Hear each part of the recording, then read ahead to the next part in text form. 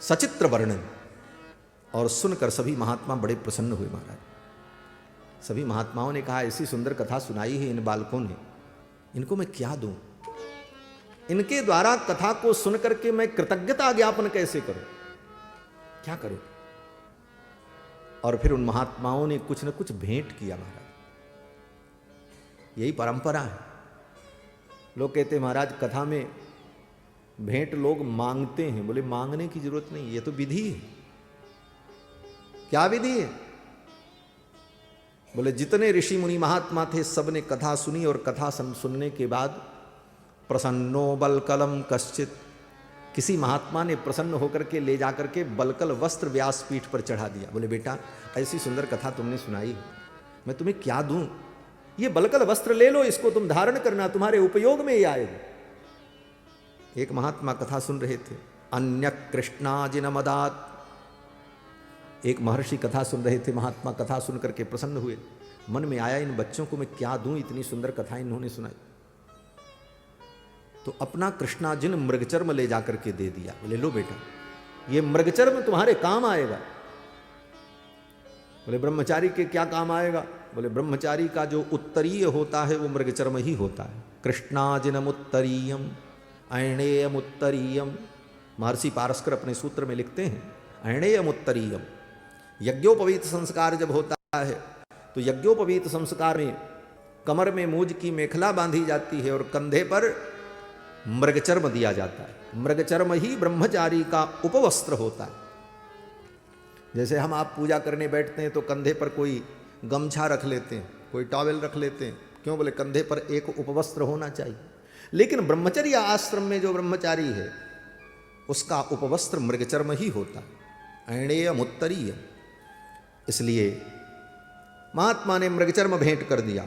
अन्य कृष्णाजिनमदात यज्ञ सूत्रम तथा परह। किसी महात्मा ने ले जाकर के यज्ञोपवीत भेंट किया। लो बेटा ये यज्ञोपवीत तुम्हारे काम आएगा। एक महात्मा तो बड़े विलक्षण थे महाराज, अपना कमंडल ही ले जाकर के दे दिया। बोले बेटा ऐसी सुंदर कथा सुनाई, मेरे पास तो कुछ नहीं है, मेरा कमंडल तुम ले लो, तुम्हारे काम आएगा। कश्चित कमंडलुम प्रादान मौंजी मन्यो महामुनि। और किसी महात्मा ने मूज की मेखला दी। बोले ब्रह्मचारी जब ग्रहण पड़ेगा, कोई पर्व आएगा, तो जैसे यज्ञोपवीत बदला जाता है उसी तरह ब्रह्मचारी अपनी मूज की मेखला भी बदलता है, तो तुम्हारे ये काम आएगा। अब तो इस तरह से ब्रह्मचर्य व्रत का पालन करके वेदाध्ययन करने वाले ब्रह्मचारी बहुत कम दिखते। ये परंपरा मानो लुप्त प्राय होती जा रही है। हमारे श्री गुरुदेव भगवान पूज्य श्री ब्रह्मचारी जी महाराज, जिनका नाम स्मरण संबोधन में मंच संचालक महोदय ने लिया, पूज्य गुरुदेव भगवान जब वेदाध्ययन कराते थे तो उनका नियम था कि जो उस प्रकार से रहेगा उसी को वेद पढ़ाते थे। हम लोगों ने उसी प्रकार गुरुजी के साथ रह करके अनुभव किया। चप्पल नहीं पहनना है, छाता नहीं लगाना है, सिले कपड़े नहीं पहनने, कमर में मूज की मेखला हो, कंधे पर यज्ञोपवीत का एक टुकड़ा यज्ञोपवीत में बंधा हो, और दिन में दोनों समय सायंकाल प्रातःकाल अग्नि में समिधाधान हो, तीनों काल संध्या हो और भिक्षाचरण हो। इन सारे नियमों का पालन कराते थे और तब अध्ययन कराते। आज भी इस परंपरा से पढ़ने वाले लोग हैं लेकिन बहुत कम। ब्रह्मचारी का वही स्वरूप है, हाथ में पलाश दंड लेकर, कंधे पर मृगचर्म, कमर में मूज की मेखला, यज्ञोपवीत, और पैर में खड़ाऊं और चप्पल भी न हो, और हाथ में छाता भी न हो। छाता लगाना ब्रह्मचारी को निषेध है। छत्रोपानः वर्जम, ऐसा कहा सूत्र में। एक व्यक्ति ने कहा महाराज वामन भगवान ब्रह्मचारी बने थे तो वामन भगवान तो खड़ाऊ पहन करके और छाता लेकर के गए थे, भागवत जी की कथा में सुनते। तो हमारे गुरुदेव भगवान इसका उत्तर देते थे वो नकली ब्रह्मचारी थे, असली नहीं थे। माया माणवकम हरिम, माया माणवकम हरिम, वो तो माया माणवक थे, वास्तविक माणवक थोड़ी थे। उनका तो ब्याह पहले ही से हुआ है, अनादिकाल से सपत्नीक हैं, भगवान दिव्य दंपति हैं। इसलिए उनका जो ब्रह्मचर्य व्रत का वो तो केवल अभिनय मात्र था, इसलिए वहाँ छाता और पादुका भी धारण किया वामन भगवान ने। परंतु ब्रह्मचारी का जो नियम है उपानह और क्षत्र नहीं होना। तो किसी महात्मा ने मृगचर्म भेंट कर दिया। और एक महात्मा तो बड़े विलक्षण थे महाराज। ताभ्याम ददौ तथा हृष्टक कुठारम अपरो मुनि। एक महात्मा कुल्हाड़ी लेकर लकड़ी काटने के लिए जंगल में जा रहे थे, समिधा लेने के लिए जा रहे थे। कुश और लौ कथा सुना रहे थे, बैठ गए कथा सुनने, आनंद आने लगा, भूल गए लकड़ी काटना।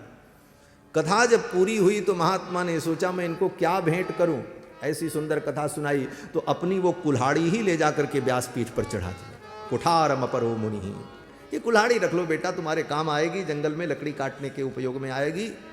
इस प्रकार महात्माओं ने विभिन्न वस्तुएं कुश और लौ को भेंट की। एक महात्मा बड़े विलक्षण, उन महात्मा ने उठ करके व्यासपीठ को प्रणाम किया और कहा, बेटा ऐसी सुंदर कथा तुमने सुनाई, मेरे पास देने के लिए कुछ नहीं है, मैं अकिंचन हूं, मैंने जीवन में कुछ संग्रह नहीं किया। हाँ, जीवन में अगर मैंने कुछ किया है तो केवल प्रभु की आराधना की है, साधना की है, उपासना की। और बेटा मैं आशीर्वाद देता हूं, आयुष्यम अपरे तथा, तुम चिरंजीवी हो और इसी प्रकार भगवान की दिव्य गाथा को सुनाते रहो और लोक मंगल करते रहो। मेरी तपस्या तुम्हें प्राप्त हो जाए क्योंकि तुमने ऐसी सुंदर कथा सुनाई। महात्मा ने आशीर्वाद दिया। अब तो महाराज पहली कथा जो हुई महर्षि के आश्रम में, अद्भुत कथा, महात्माओं ने भूरी भूरी प्रशंसा की, खूब आशीर्वाद दिया। वाल्मीकि जी बड़े प्रसन्न हुए, मेरा प्रयास सफल हुआ। वाल्मीकि जी ने कहा, बेटा अब ये कथा तुम्हें फिर सुनानी है, लेकिन यहाँ नहीं, अन्यत्र। बोले कहाँ? बोले चलो मेरे साथ। उसी समय भगवान श्री राम का अश्वमेध यज्ञ चल रहा था नैमिषारण्य में। नैमिषारण्य की भूमि बड़ी पावन भूमि है। नैमिषारण्य की भूमि ने जितनी कथा सुनी है उतनी कथा दुनिया की किसी भूमि ने नहीं सुना। वो कथा की भूमि। श्री सूत जी महाराज ने नैमिषारण्य में समस्त पुराणों की कथा सुनी। ये भूमियां जो है ना महाराज, अलग अलग तीर्थ, इन सब तीर्थों का भी अपना अपना अलग अलग महत्व है, स्वरूप है। वृंदावन की भूमि कैसी भूमि? बोले प्रेम की भूमि। वृंदावन में जाओ तो वहां प्रेम प्राप्त हो। क्यों? बोले वो प्रेम की भूमि। काशी बोले ज्ञान की नगरी, अयोध्या बोले वैराग्य की नगरी, और नैमिषारण्य बोले कथा की भूमि। नैमिषारण्य की धरती ने जितनी कथा सुनी उतनी कथा कहीं दुनिया में नहीं। और उस समय नैमिषारण्य में भगवान श्री राम का अश्वमेध यज्ञ चल रहा था। महर्षि वाल्मीकि कुश और लौ को लेकर के आए। अभी तक कुश लौ को ये मालूम नहीं है कि ये अश्वमेध यज्ञ करने वाले जो जजमान राजाधिराज श्री रघुनंदन हैं, ये मेरे पिता हैं, ये इनको मालूम नहीं है। बोले कथा सुना रहे हैं लौ कुश, और सारी कथा उन्होंने पढ़ी है, इनको पता नहीं कि ये पिता है। बोले महर्षि वाल्मीकि ने पता होने ही नहीं दिया। यहां तक कि कुश और लौ को यह भी नहीं मालूम है कि मेरी मां का नाम क्या है। क्यों? बोले मां का नाम इनको पता चल जाता तो कुश और लौ को यह ज्ञात हो जाता कि ये सीता वही हैं जिनका त्याग राम जी ने किया, तो राम जी तो मेरे पिता हैं। इसलिए महर्षि वाल्मीकि ने इनको कभी ये अनुभव होने ही नहीं दिया। लौ कुश का जब जन्म होने वाला था तो महर्षि वाल्मीकि को चिंता हुई कि बालक का जन्म होगा, बालक का जात कर्म संस्कार कौन करेगा? जात कर्म संस्कार तो पिता करता है, अथवा चाचा करते हैं, अथवा बाबा करते हैं। पितृकुल का कोई पुरुष जात कर्म संस्कार करता है, और इनके पिता यहां आ नहीं सकते, संभव नहीं। इन बालकों का जात कर्म कैसे होगा? वाल्मीकि जी को बड़ी चिंता हो रही थी। श्री जानकी जी को प्रसव वेदना जब होने लगी, और वाल्मीकि जी कभी कुटिया में जाते, कभी बाहर निकलते, मैं क्या करूं, इन बालकों का जात कर्म कैसे होगा? तब तक शंख ध्वनि सुनाई पड़ी, और वाल्मीकि जी ने देखा श्री शत्रुघ्न लाल सेना लेकर के लवणासुर के ऊपर आक्रमण करने के लिए मथुरा की यात्रा पर निकले हुए थे। शत्रुघ्न जी ने सोचा प्रभु का आशीर्वाद तो मुझे मिल गया, लेकिन मां श्री जानकी का भी आशीर्वाद मिल जाए तो मैं अपने कार्य में सफल हो जाऊंगा। इसलिए शत्रुघ्न जी ने सोचा कि इधर से होते हुए वाल्मीकि महर्षि के आश्रम से होकर के मां जानकी का दर्शन करके मैं मथुरा के लिए प्रस्थान करूं, लवणासुर का वध करने के लिए। और उसी रात्रि में शत्रुघ्न जी महाराज पहुंच गए। किस रात्रि में? बोले यामेव रात्रिम शत्रुघ्न पर्णशालाम समाविशत तामेव रात्रिम सीतापि प्रसूता दारकद्वयम।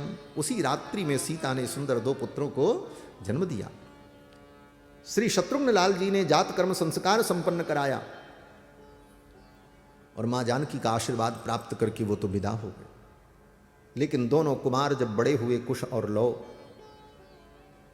तो एक दिन कुश और लौ ने पूछा मेरी मां का नाम क्या है, मेरे पिता का नाम क्या है? तो महर्षि वाल्मीकि ने कहा बेटा तुम्हारी मां का नाम वन देवी है। सीता नहीं बताया, कहा इनका नाम वन देवी है। बोले मेरे पिता का नाम क्या है? मेरे मित्र पूछते हैं तुम्हारे पिता। तो महर्षि वाल्मीकि ने कहा बेटा अगर कोई तुमसे तुम्हारे पिता का नाम पूछे तो उससे कहना कि जब पुत्र अपने पिता के घर में रहता है तब उसके पिता के नाम से उसका परिचय होता है, नाना के घर में हो तो उसके माँ के नाम से उसका परिचय होता है। बच्चा ननिहाल में हो तो वहाँ के लोग पूछें कि तुम्हारे पिता का क्या नाम है, तो वहाँ के लोग उसके पिता को क्या जाने, उसकी माँ को लोग जानते हैं कि बोले उस गांव की बेटी है माँ, तो माँ से उसका परिचय हो जाता है। अमुक देवी का ये पुत्र है तो लोग जान जाते हैं। वाल्मीकि जी ने कहा बेटा अगर कोई तुमसे तुम्हारे पिता का नाम पूछे तो कह देना कि मैं गुरुकुल में रहता हूँ, और गुरुकुल में रहने वाले ब्रह्मचारी का परिचय उसके गुरु के नाम से होता है, पिता के नाम से नहीं होता। मेरा नाम बता देना, मैं महर्षि वाल्मीकि का शिष्य हूं। पिता के नाम को जानने की तुम्हें कोई आवश्यकता नहीं।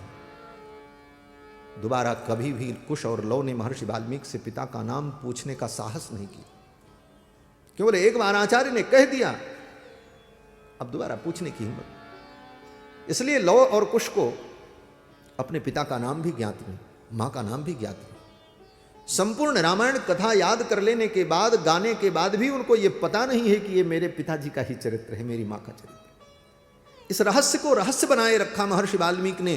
क्यों? बोले इसलिए कि इस कथा को सुनकर लोगों के हृदय में जो जानकी जी के चरित्र को लेकर संदेह है, वो संदेह दूर करना है। रामायण की रचना का मुख्य उद्देश्य यही है कि अयोध्या वासियों ने श्री जानकी जी के चरित्र पर जो संदेह किया, उस संदेह को दूर करने के लिए महर्षि वाल्मीकि ने रामायण की रचना की। इसीलिए सीतायास चरितम महत्, ये सीता जी का महान चरित्र है। भगवान श्री राम का अश्वमेध यज्ञ चल रहा था नैमिषारण्य में। महर्षि वाल्मीकि ने कहा चलो, पृथ्वी के चक्रवर्ती सम्राट राजाधिराज श्री रघुनंदन का अश्वमेध यज्ञ हो रहा है और उस यज्ञ में चलकर तुम्हें इस गाथा को सुनाना है। महर्षि वाल्मीकि आए लेकर कर, और जहां पर अश्वमेध यज्ञ चल रहा था वहीं से थोड़ी दूर पर एक कुटी बनाई, क्योंकि यज्ञ कोई 1-2 दिन का तो था नहीं, 1 वर्ष का यज्ञ था। अश्वमेध यज्ञ 1-2 दिन में नहीं होता, 360 दिन लगते हैं महाराज। 1 वर्ष तक यज्ञ चलना था। आए और कुटी बनाई, निवास किया, और महर्षि वाल्मीकि ने लौकुश से कहा बेटा अब तुम्हें ये कथा यहाँ घूम घूम करके सुनानी है। क्योंकि 1 वर्ष तक अश्वमेध यज्ञ चलना था, इसलिए पूरा राज दरबार वहीं उपस्थित था। तीनों माताएं और तीनों रानियां, उर्मिला, श्रुतकीर्ति, मांडवी, भरत, शत्रुघ्न, लक्ष्मण, संपूर्ण परिजन पुरजन सब लोग नैमिषारण्य में थे और सब प्रकार की वहां व्यवस्था थी। वहीं राज दरबार लगता था, वहीं से शासन का संचालन भी होता था। महर्षि वाल्मीकि कुश और लौ को लेकर के आए और कहा बेटा अब तुम्हें ये कथा यहां घूम घूम करके सुनानी, कहीं बैठ कर नहीं सुनानी। व्यासपीठ पर बैठ करके कथा नहीं कहनी है, घूम घूम करके कथा सुनानी है। दोनों भाइयों ने अपने हाथ में वीणा ले ली और वीणा बजाकर गा गा करके राम कथा सुनाने लगे नैमिषारण्य की पावन धरती पर।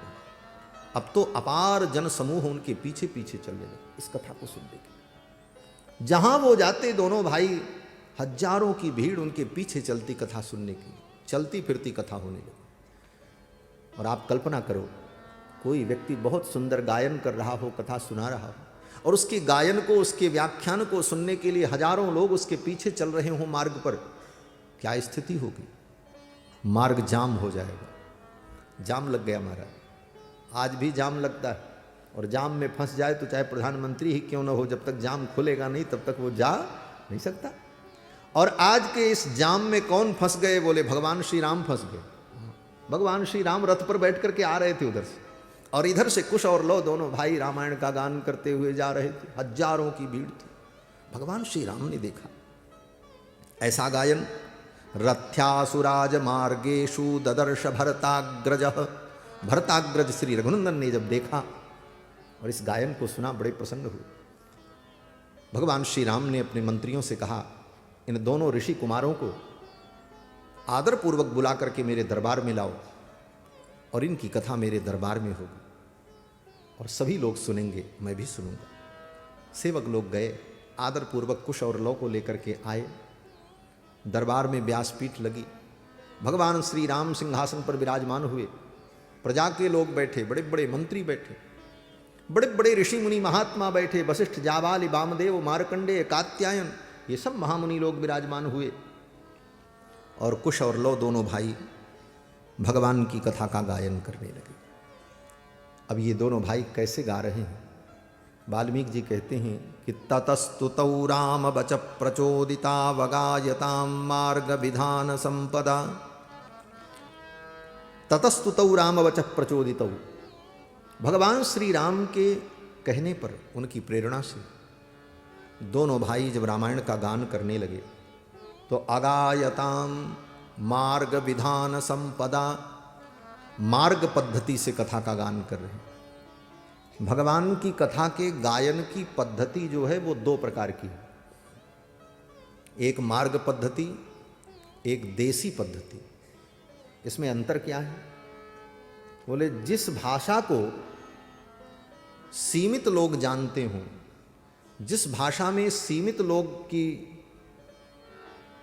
बोली हो, सीमित लोग बोलते हों, व्यवहार में लेते हों, ऐसी भाषा में भगवान की कथा को सुनाना देसी पद्धति है। और जिस भाषा को अधिकतम लोग समझते हों, उस भाषा में भगवान की कथा का वर्णन करना, ये मार्ग पद्धति है।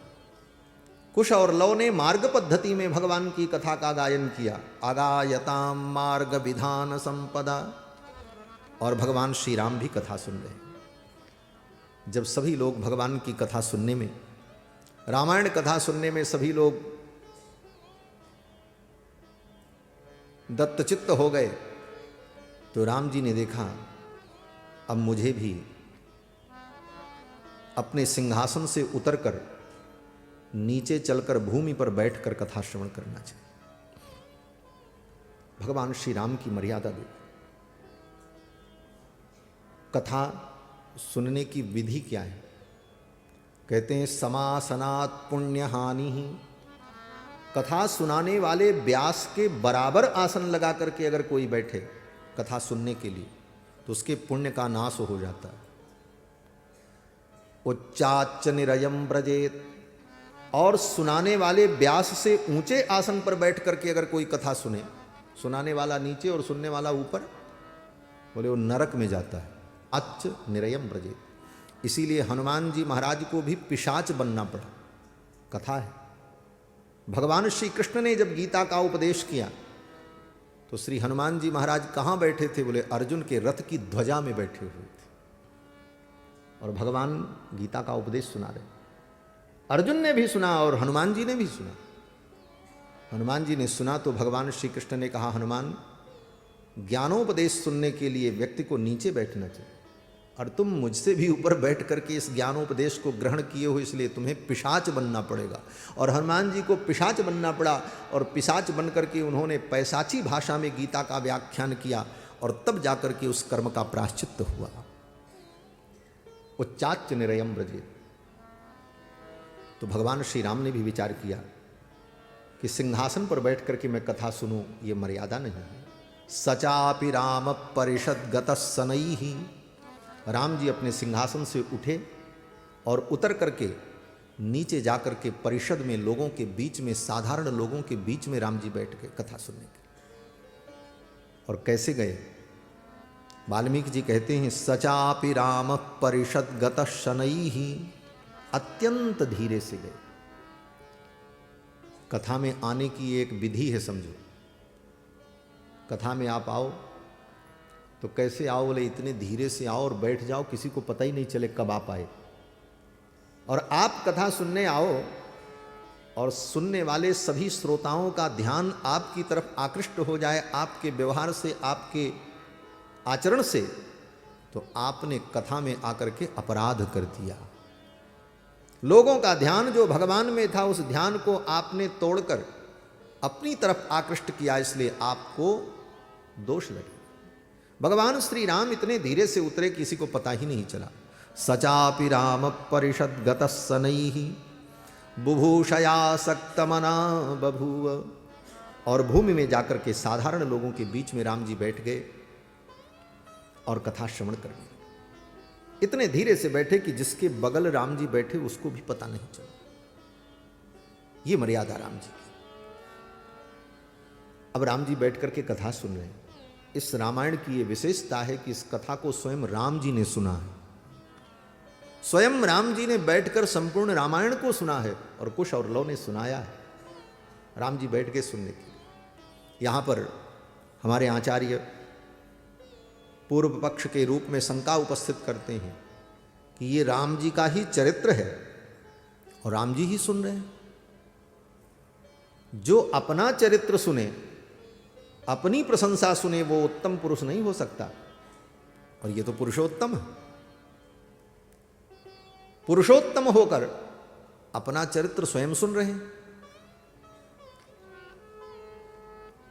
जबकि उत्तम नायक का ये लक्षण नहीं है। उत्तम नायक का लक्षण क्या है?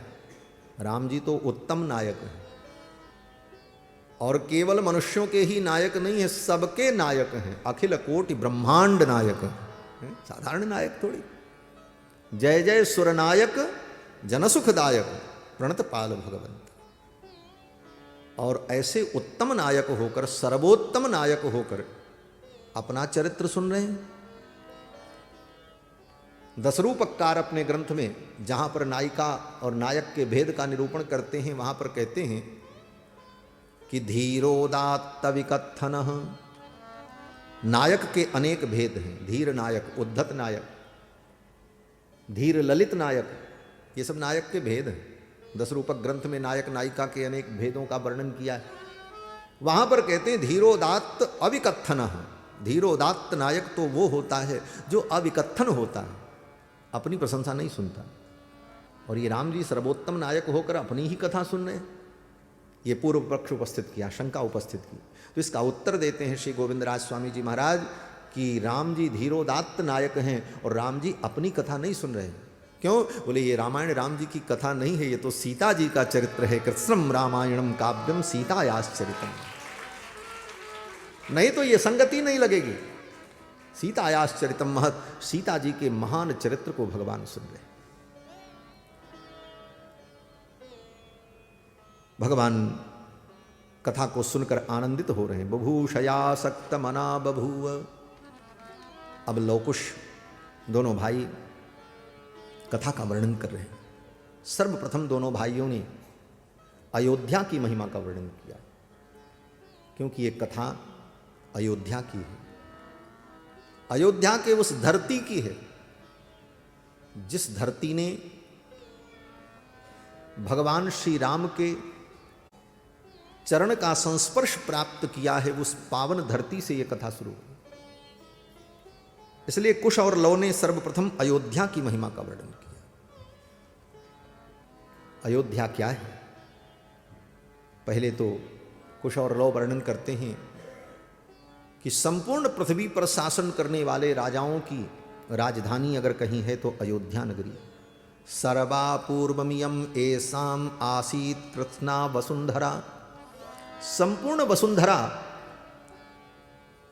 जिन राजाओं के द्वारा शासित होती रही, उन राजाओं की राजधानी अगर कहीं है तो वो अयोध्या है। और ये अयोध्यापुरी क्या है? कुश और लव कहते हैं कि प्रजापति मुपादाय नृपाणाम जयशालिनाम। प्रजापति ब्रह्मा के द्वारा अयोध्या का राज्य महाराज इक्ष्वाकु को दिया गया और उस समय से यहाँ के जितने राजा हुए सब चक्रवर्ती सम्राट हुए, संपूर्ण पृथ्वी का पालन करते। और इस वंश में जितने राजा हुए उन राजाओं के चरित्र का अगर वर्णन किया जाए तो बड़ा विस्तार हो जाएगा, एक अलग ग्रंथ ही बन जाएगा। इसलिए वाल्मीकि जी वर्णन करते हैं, कुश और लौ कहते हैं अनेक राजाओं का चरित्र नहीं, एक चरित्र केवल सुन लो बस, एक राजा का चरित्र। कौन से राजा का? बोले एसाम सगरो नाम। इस वंश के एक राजा थे जिनका नाम सगर था। बोले उनका चरित्र क्या है? बोले उनका एक चरित्र देख लो बस। ये शाम च सगरो नाम सागरो ये न खानितः। जिसने सागर बना दिया, सागर जिसको हम समुद्र कहते हैं, ये समुद्र किसने बनाया? बोले समुद्र सारी दुनिया में, पृथ्वी पर चारों तरफ समुद्र का जल है, और इस इतने बड़े जलाशय को किसने बनाया? वाल्मीकि जी कहते हैं अयोध्या के राजा महाराज सगर ने बनाया, इसीलिए उसका नाम सागर है। सागरो ये न खानिता। अयोध्या की महिमा पूरी दुनिया में हमारा। और इसी वंश में इक्ष्वाकु हुए। ये इक्ष्वाकु कौन है? कहते महाराज इक्ष्वाकु का मतलब, इक्ष्वाकु का अर्थ है, इक्ष माने गन्ना, गन्ने को कहते हैं इक्षु। और इक्षु की विशेषता क्या होती? बोले बहुत मीठा होता है, सारी मिठाई उसी से बनती, गन्ने के रस से। तो इक्षु के अंदर जो मिठास है, गन्ने के रस के समान मिठास जिसकी वाणी में हो, जिसके वाक में हो, उसका नाम इक्ष्वाकु। ऐसे महाराज इक्ष्वाकु, उनके वंश में भगवान श्री रघुनंदन का प्रादुर्भाव। और महाराज इक्ष्वाकु बहुत बड़े कर्मयोगी थे, और सर्वप्रथम गीता का उपदेश इस धरती पर किसी ने पाया है तो महाराज इक्ष्वाकु ने पाया। आप कहोगे गीता का प्रथम उपदेश तो अर्जुन को दिया था भगवान ने। बोले भगवान ने अर्जुन को जो गीता का उपदेश किया वो तो बहुत बाद में किया है, द्वापर युग में किया है। और स्वयं भगवान श्री कृष्ण गीता में कहते हैं अर्जुन, ये जो ज्ञान मैं तुमको दे रहा हूं ये ज्ञान नया नहीं है। इस ज्ञान को सर्वप्रथम मैंने विवस्वान सूर्य को दिया था। इमं विवस्वते योगम प्रोक्तवान महमव्ययम विवस्वान मनवे प्राह मनुरिक्ष्वाकवे ब्रवीत। इस ज्ञान का प्रथम उपदेश मैंने सूर्य भगवान को दिया था, और सूर्य भगवान ने अपने पुत्र वैवस्वत को दिया, और वैवस्वत मनु ने ये ज्ञान इक्ष्वाकु को दिया। इस धरती पर गीता का प्रथम ज्ञान अगर किसी को मिला पहली बार तो महाराज इक्ष्वाकु को मिला। और ऐसे इक्ष्वाकु के वंश में भगवान श्री राम प्रकट हैं। इक्ष्वाकु वंश प्रभवो रामो नाम जनईश्रुतः। महाराज इक्ष्वाकु का वर्णन किया और कहते हैं अयोध्या नाम नगरी तत्रासील लोक विस्तृता। कुश और लौ अयोध्या की महिमा का जब वर्णन करते हैं तो कहते हैं ये अयोध्यापुरी तत्रासील लोक विस्तृता, तीनों लोकों में ये विस्तृत है। उस समय भी अयोध्या नगरी को तीनों लोकों में लोग जानते, और आज भी अयोध्या नगरी को जितने लोग जानते हैं उतने लोग अन्य नगरी को नहीं जानते। आज भी आप इस पृथ्वी पर चले जाओ दुनिया के किसी कोने में, तो अगर वहाँ किसी से पूछो कि भाई भारतवर्ष देश में, भारत देश में कोई उत्तर प्रदेश नाम का प्रांत है, तो शायद बहुत से ऐसे लोग हों जिनको न पता हो कि उत्तर प्रदेश नाम का कोई प्रांत है, कोई स्टेट है। लेकिन अयोध्या भारत में कहीं है, ये दुनिया के हर प्राणी को मालूम है आज भी। तत्रासील लोक विस्तृता, तत्रासील लोक विस्तृता। अयोध्या नाम नगरी तत्रासील लोक विस्तृता। और इस पुरी को किसने बनाया? किसी ने बनाया, किसी ने बसाया? कहते नहीं,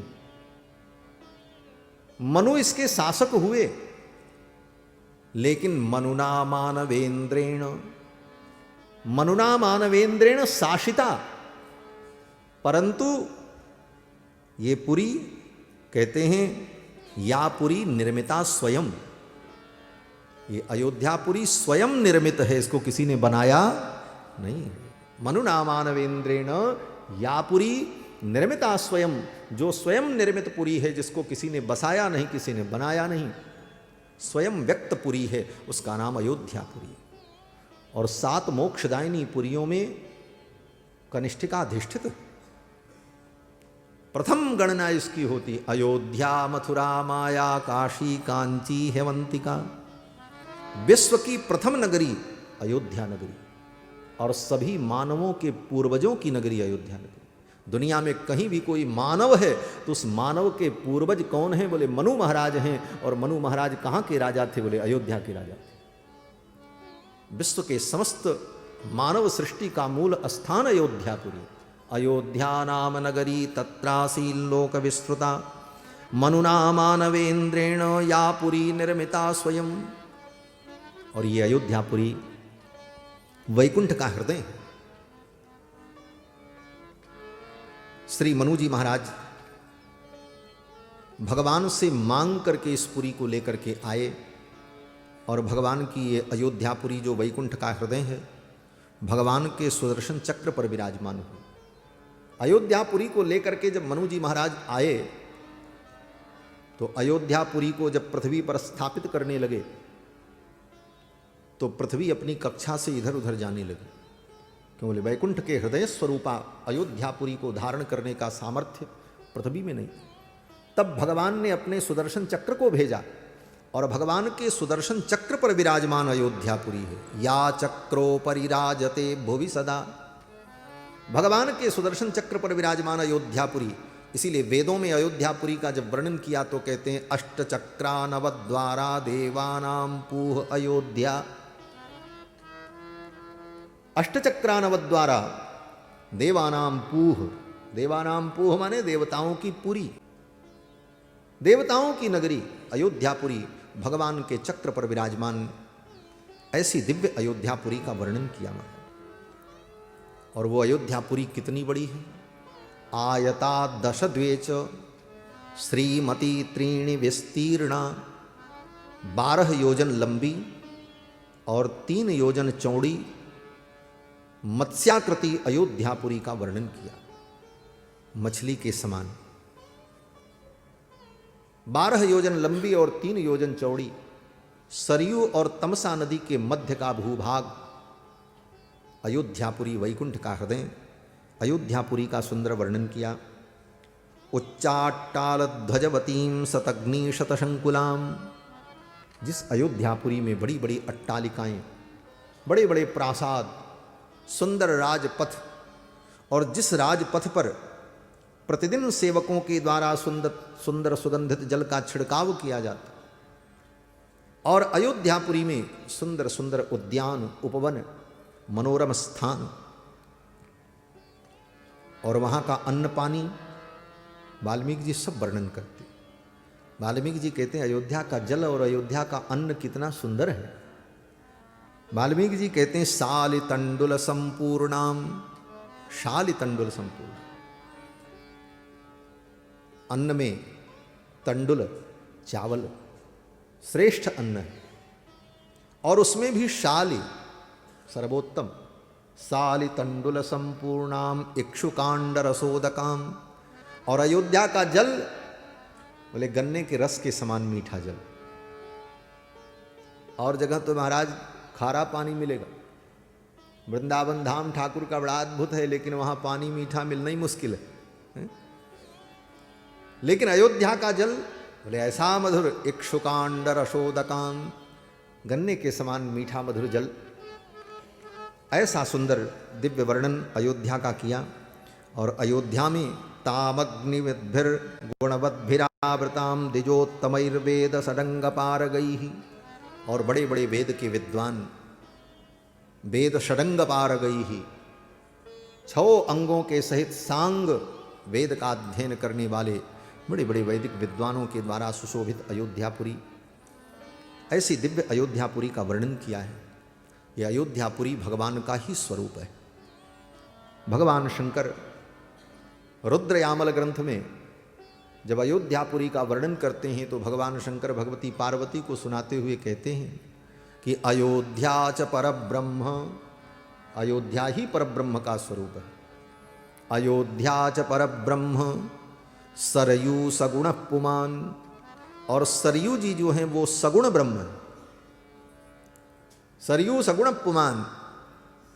और तन्निवासी जगन्नाथ, अयोध्या में निवास करने वाले जो प्राणी हैं वो कौन है? बोले जगन्नाथ के स्वरूप है। अयोध्या में जो वास करते हैं, जो अयोध्या में रहते हैं वो कौन है? बोले जगन्नाथ, जगदीश है।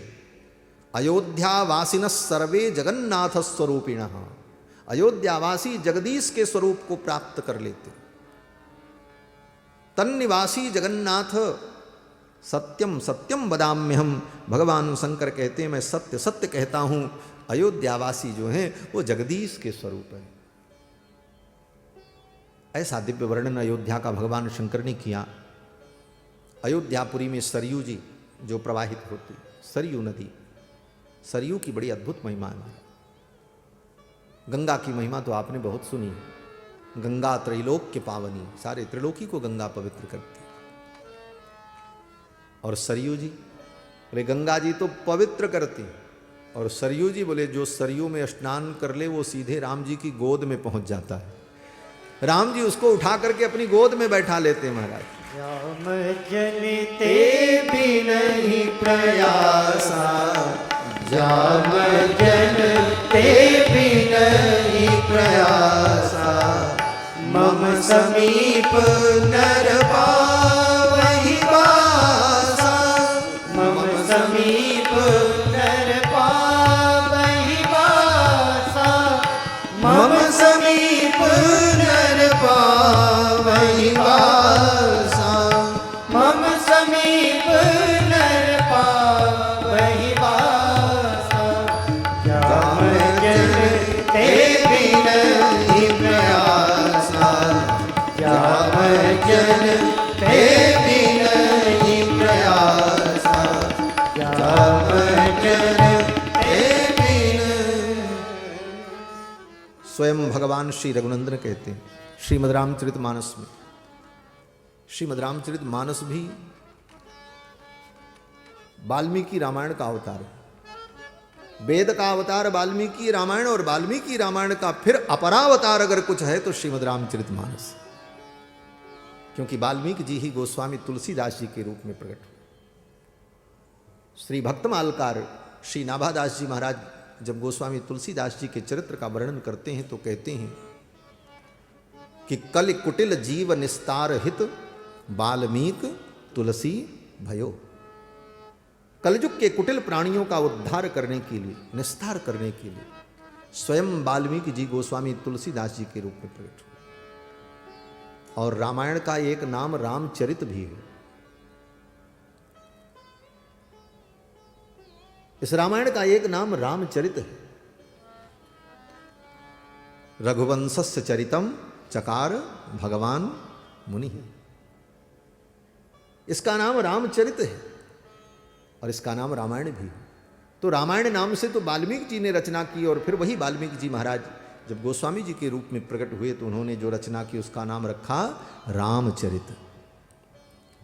और रामचरितमानस में स्वयं भगवान कहते हैं कि जा मज्जनते बिनहि प्रयासा, और मम समीप नर पावहि वासा। सरयू की महिमा क्या है? बोले सरयू में जो स्नान करेगा वो मेरे समीप आ जाएगा, मैं उसको अपनी गोद में बैठा लूंगा। सरयू में स्नान करने का फल है राम जी की प्राप्ति। और ये सरयू जी कौन है? बोले ये वासिष्ठी है। भगीरथ जी गंगा को लाए, इसलिए गंगा का नाम भागीरथी है। और सरयू जी को इस पृथ्वी पर लेकर के कौन आया? बोले वशिष्ठ जी महाराज लेकर के आए हैं, इसलिए सरयू जी का नाम वासिष्ठी है। ये वशिष्ठ तनया हैं। और सरयू जी की उत्पत्ति कैसे हुई? गंगा की उत्पत्ति तो भगवान के चरणों से हुई। विष्णुपादाब्ज संभूता गंगा त्रैलोक्य पावनी। वामनावतार में जब श्री वामन भगवान ने राजा बलि के अश्वमेध यज्ञ में संपूर्ण पृथ्वी को नापने लगे, संपूर्ण ब्रह्मांड को नापा। उस समय वामन भगवान का चरणारविंद जब ब्रह्मलोक पहुंचा तो ब्रह्मा जी ने भगवान के चरण को धोया। किस जल से? बोले आवरण के जल से। आवरण के जल से। प्रकृति में जो जल तत्व है उस जल तत्व से भगवान के चरण का प्रक्षालन किया ब्रह्मा ने।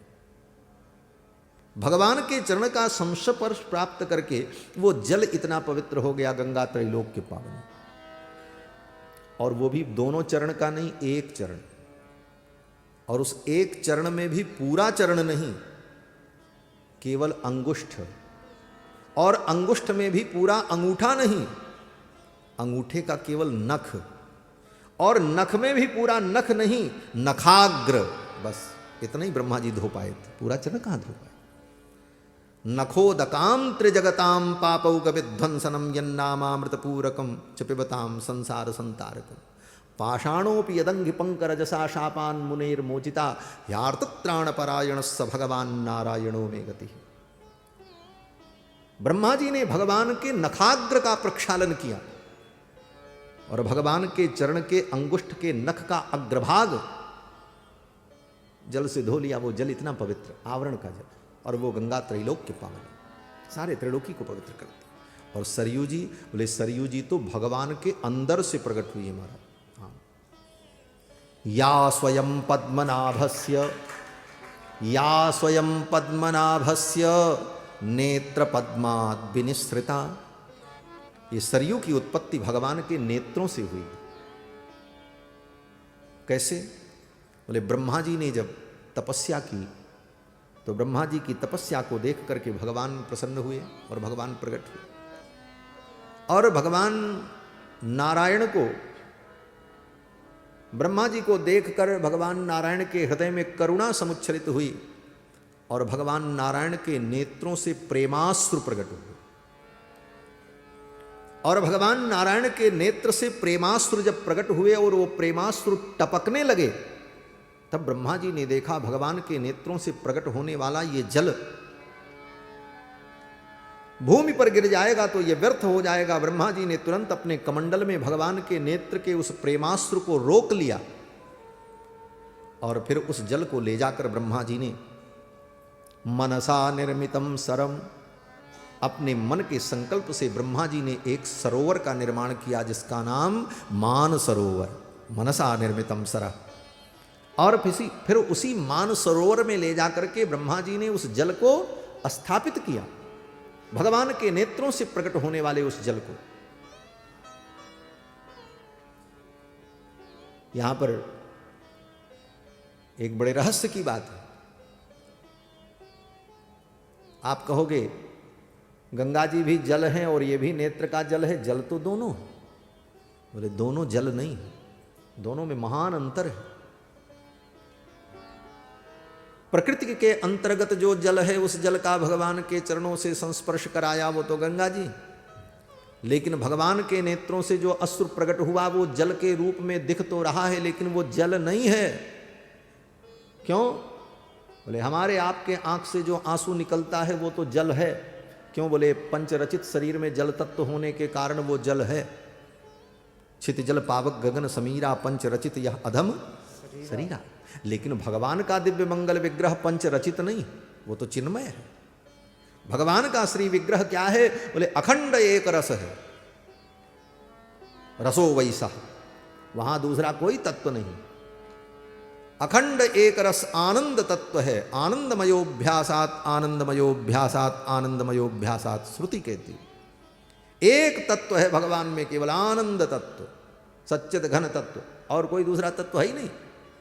तो भगवान के नेत्रों से जो आंसू प्रकट हो रहा वो आंसू भी क्या है? बोले भगवान ही है, दूसरा कोई तत्व नहीं है। क्या बोले उनके अंदर जल तत्व, पृथ्वी तत्व, वायु तत्व, आकाश तत्व नहीं, वो तो आनंद तत्व। आप प्रणखात सुवर्णमय, वेद कहता है। उपनिषद में भगवान के स्वरूप का जब वर्णन किया तो आप प्रणखात सुवर्णमय, नख से लेकर शिख पर्यंत भगवान एक रस, एक तत्व, आनंद तत्व, प्रकाश तत्व, ज्योति तत्व, जो भी कह लो, रस तत्व। और वही तत्व जल के रूप में आंखों से प्रकट हो रहा, भगवान ही जल के रूप में प्रकट हो रहा। भगवान के अंदर, भगवान के श्री विग्रह में जो कुछ है सब भगवत तत्व ही है, दूसरा कुछ है ही नहीं। हमारे पूज्य स्वामी जी महाराज एक उदाहरण सुनाते थे कि हमारी अयोध्या में कभी आप आओ, जरूर आओ, कभी नहीं जरूर आओ, हम निमंत्रण देते हैं, अयोध्या का दर्शन करो। और जो लोग दर्शन किए हैं वो बड़े बड़भागी हैं, और बार बार पधारो अयोध्या। अयोध्या में तो महाराज स्वर्ग के देवता भी आते हैं। नारद आदि सनकादि मुनीषा दर्शन लाग कौशलाधीशा, दिन प्रति सकल अयोध्या आवन। रोज आते हैं महाराज नारद आदि, और आकर के राम का दर्शन करें। हमारे पूज्य स्वामी जी महाराज कहा करते थे, हमारे यहाँ अयोध्या में दीपावली के समय में एक मिठाई बनती है, चीनी की मिठाई, उसमें कुछ नहीं होता, केवल चीनी ही रहती है। तो चीनी की चाशनी बनाकर विभिन्न आकृति के सांचे में डाल करके जमा देते हैं और बाजार में वो बिकती है। और वो सांचा कैसा होता है बोले, जैसा वो बना ले, कमल का फूल, गुलाब का फूल, मकान, कलश, हाथी, घोड़े, सब वो सब चीनी के ही बिकते हैं। चीनी का हाथी, चीनी का घोड़ा। तो पूज्य स्वामी जी कहते थे वो चीनी का हाथी ले आओ बाजार से खरीद के, और फिर उसकी पूंछ चाटो, चाहे उसकी जीभ चाटो, चाहे उसकी सूंड चाटो, सब चीनी ही तो है, दूसरा कुछ तो है नहीं। बोले जैसे चीनी का हाथी, उसमें एक ही रस है, दूसरा कोई रस नहीं। देखने में वो हाथी दिख रहा है, उसके पैर है, पूंछ है, सूंड है, लेकिन है क्या बोले, है तो केवल चीनी ही, दूसरा कुछ नहीं। उसी प्रकार भगवान की आकृति, उनका विग्रह देखने में नराकृति है, परंतु एक ही तत्व है, आनंद तत्व, दूसरा कोई तत्व नहीं। तो भगवान के नेत्रों से जो अश्रु प्रकट हो रहा, वो अश्रु भी क्या है, वो जल नहीं है, वो आनंद तत्व है, ब्रह्म तत्व है। जल, जल की व्युत्पत्ति क्या बोले, ज जायते जस्मात इति जह, और लियते इस्मिन यति लह। जिससे सब कुछ उत्पन्न हो उसको कहते हैं ज, और जिसमें सब कुछ लीन हो जाए उसको कहते हैं ल, और दोनों को मिला दें तो क्या है बोले जल। वो जल है। वो जल कौन है बोले भगवान। और वही जल सरयू जल, सरयू जी साक्षात ब्रह्म स्वरूपा। ब्रह्मा जी महाराज ने ले जाकर के उस जल को मानसरोवर में स्थापित किया, और मानसरोवर से वो प्रकट हुई, सर से प्रकट हुई, इसलिए उनका नाम सरयू पड़ा है। सराज जाता सरयू, सर से प्रकट हुई इसलिए उनका नाम सरयू पड़ा है। और सरयू जी अयोध्या में प्रवाहित होती, नित्य प्रति अयोध्या के लोग सरयू में स्नान करते। बड़ी सुंदर कथा है। एक दिन श्री दशरथ जी महाराज सरयू में स्नान करके संध्या वंदन कर रहे थे। राम लक्ष्मण भरत शत्रुघ्न चारों भाई सो करके जब उठे, नींद खुली, तो नींद खुलते ही पिताजी का स्मरण किया, बाबूजी कहाँ हैं, बाबूजी कहाँ। सेवकों ने कहा महाराज तो स्नान करने गए।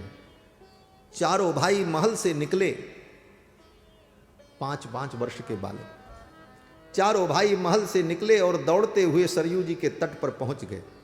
दशरथ जी महाराज सरयू में स्नान करके सूर्य भगवान को अर्घ देकर सूर्योपस्थान करके आंखों को बंद करके गायत्री का जप कर रहे थे।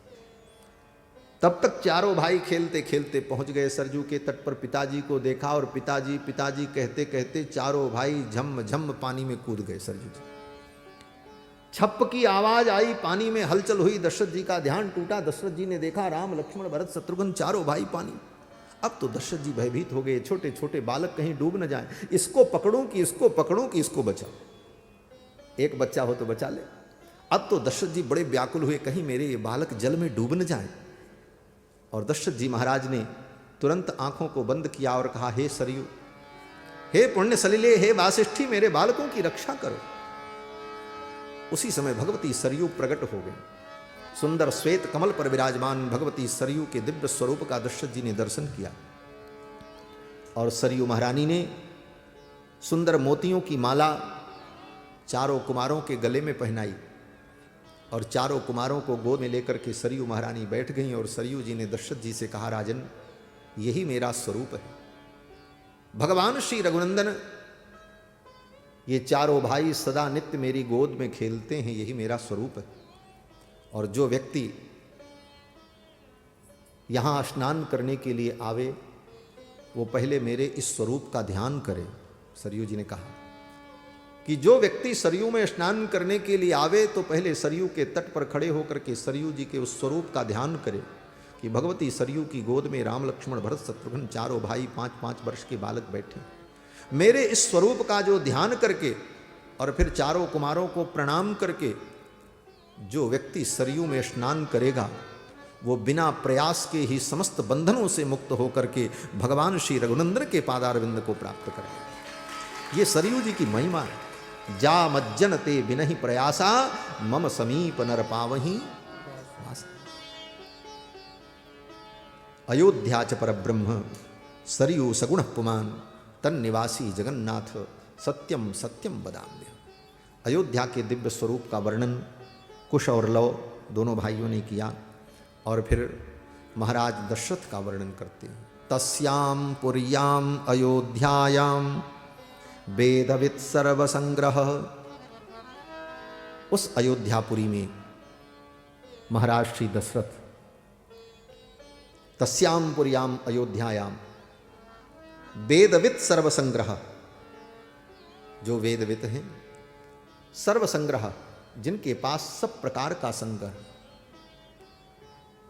इसी श्लोक की पंक्ति का, वाल्मीकि रामायण की इसी पंक्ति का तस्याम पुर्याम अयोध्यायाम वेदवित् सर्वसंग्रह, इसी पंक्ति का अनुवाद गोस्वामी तुलसीदास जी ने किया।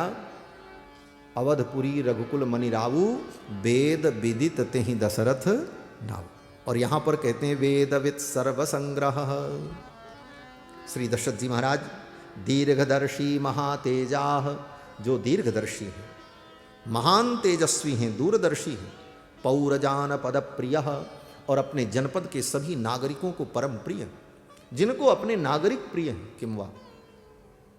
ऐसे श्री दशरथ जी महाराज इक्ष्वाकूणाम अतिरथो, जो इक्ष्वाकु वंश के अतिरथी वीर हैं और बहुत बड़े यज्वा हैं, जिन्होंने अनेक महान बड़े बड़े यज्ञ किए। यज्वा धर्म परो वशी, धर्मपरायण है। वशी, जिन्होंने अपनी इंद्रियों को अपने वश में कर रखा है।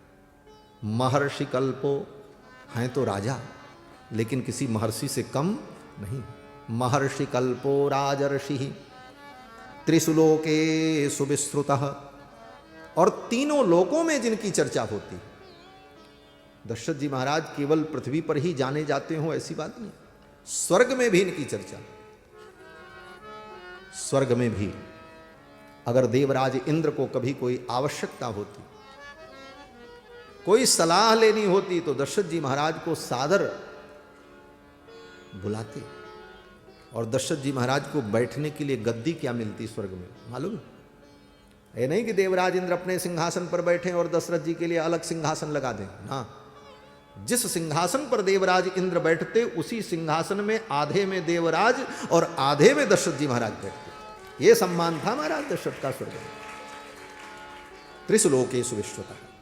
कभी श्री दशरथ जी महाराज स्वर्ग में गए देवराज इंद्र के बुलाने पर, ऐसे नहीं जाते थे, बुलावा आता था सम्मान पूर्वक, तब जाते थे। और बैठते कहाँ थे? बोले देवराज इंद्र अपने ही बगल में उनको अपने सिंहासन पर बैठे। ये सम्मान दशरथ जी करते।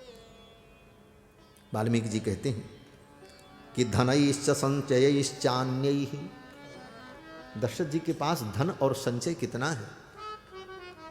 धन का संचय बोले इतना है दशरथ जी महाराज के पास धन कि शक्र वैश्रवणोपम, इंद्र और कुबेर के समान संपत्ति और वैभव श्री दशरथ जी महाराज के पास। इसी श्लोक की पंक्ति का अनुवाद गोस्वामी तुलसीदास जी महाराज ने मानस में किया।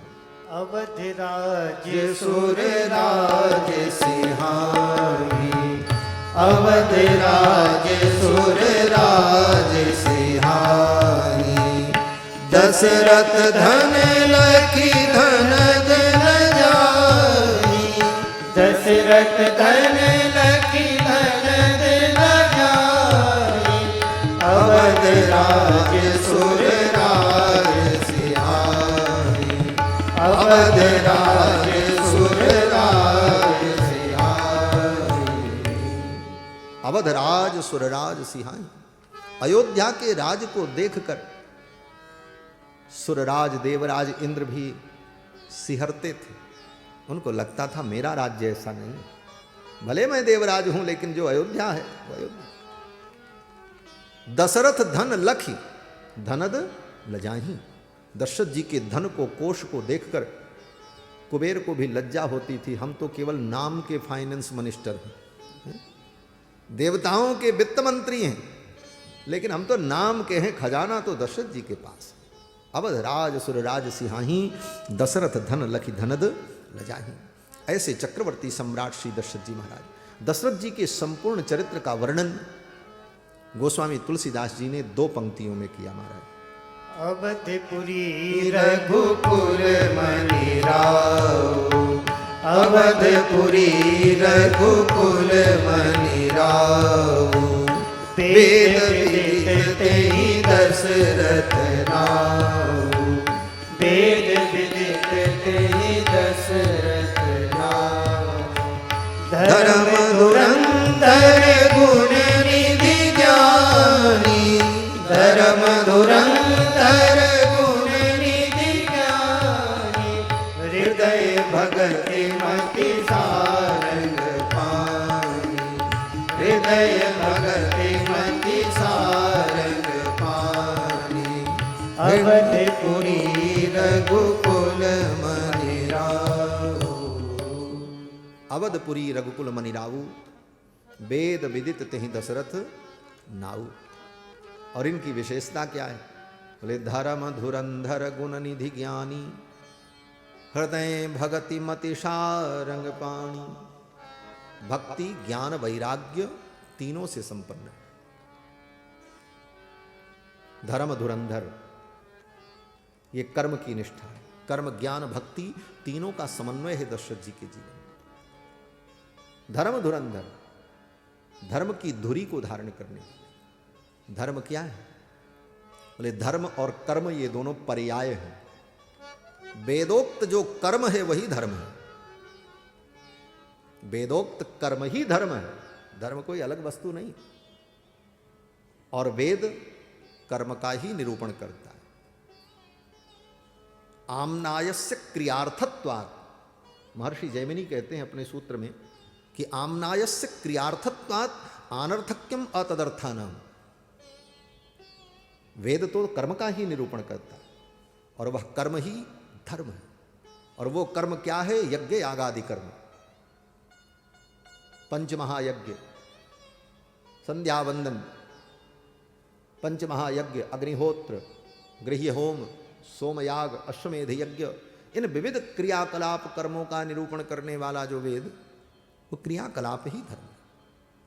और उस कर्म की निष्ठा से जो संपन्न है वो धर्मात्मा। धर्म धुरंधर, गुण निधि ज्ञानी। और दशरथ जी महाराज ज्ञानी भी। कर्म का समुचित पालन करने से ही ज्ञान की प्राप्ति होती है। कर्म का त्याग कर दे वो व्यक्ति इतो भ्रष्टः ततो भ्रष्टः, वो दोनों तरफ से भ्रष्ट हो जाता। आजकल ऐसे ही ज्ञानी है महाराज संसार में। कोई भी जीवन में कर्म नहीं करें और ज्ञानी होने का दंभ जरूर भरते। ज्ञानी वो है जो ज्ञान सिद्ध होने के बाद भी कर्म का त्याग न करे। और वैदिक कर्मों का त्याग कर दिया ज्ञान की निष्ठा के नाम पर। बोले इतो भ्रष्ट ततो भ्रष्ट, तुम्हारा कर्म भी नष्ट हो जाएगा क्योंकि कर्म का तो पहले ही तुमने त्याग किया और ज्ञान भी सिद्ध नहीं होगा। इसलिए कहा क्रियावान एष ब्रह्मविदाम वरिष्ठ। ब्रह्मविदों में, ज्ञानियों में श्रेष्ठ कौन है? बोले जो क्रियावान है, जिसके जीवन में वैदिक कर्म है, जिसने कर्म का स्वरूपतः त्याग नहीं किया और कर्म का त्याग कर दिया और ब्रह्म ज्ञान प्राप्त करने चले। बोले वो ब्रह्म ज्ञान भी सिद्ध नहीं होगा। इसलिए लोग कहते हैं संतजन कि संध्या वंदन वेलायाम अहम मुक्तोस्मि मन्यसे। संध्या वंदन की वेला में और कर्म के पालन में तो कहते हो मैं तो मुक्त हूं, और अर्ध मोदक वेलायाम दंड मुद्यम्य धावती, और लड्डू मिले, माल मिले खाने के लिए तो दंड लेकर के, गेरुआ वस्त्र पहन करके दौड़ो। बोले ऐसे ब्रह्म ज्ञान से किसी का कल्याण उल्याण नहीं होता। हमारा ब्रह्म ज्ञान में निपुण होने पर भी जीवन में कर्म का अभ्यास बना रहे, निष्काम भाव से कर्म जीवन में होता रहे, ये ज्ञान मार्ग है। दशरथ जी महाराज कर्म की निष्ठा और ज्ञान की निष्ठा से संपन्न, लेकिन इसके साथ साथ भगवान के भक्त भी हैं। धर्म धुरंधर गुणनिधि ज्ञानी, हृदय भगति मति सारंग पानी। सारंग पानी भगवान के चरणों में इनकी भक्ति भी है, ज्ञान भी है, भक्ति भी है, कर्म भी है। कर्म ज्ञान भक्ति का समन्वय ही पूर्णता। ऐसे श्री दशरथ जी महाराज, लेकिन इनको कोई संतान नहीं। 60,000 वर्ष की आयु हो गई,